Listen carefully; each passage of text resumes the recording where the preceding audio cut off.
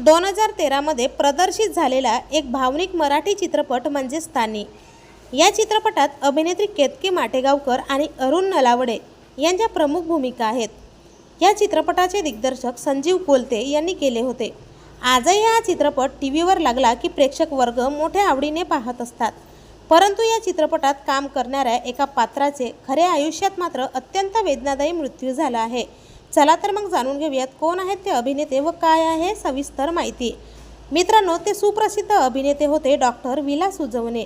त्यांनी तानी या चित्रपटात तानीच्या शिक्षकाची भूमिका साकारली। त्यांच्या पात्राला या चित्रपटामुळे प्रचंड प्रेम मिळालं। परंतु गेल्या 2 वर्षापासून ते कर्करोगावर उपचार घेत होते।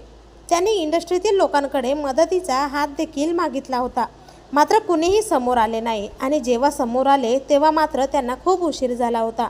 त्यांनी प्रत्येक दिवस खूप वेदनादायी काढला आहे। यात प्रत्येक दिवशी त्यांची प्रकृती ही अधिकच खालावत गेली। या आजारपणात त्यांच्या मित्रांनी देखील त्यांना मदत केली होती, परंतु उपचारासाठी पुरेसा पैसा नसल्याने एका चांगल्या कलाकाराला त्याचा जीव गमवावा लागला आहे।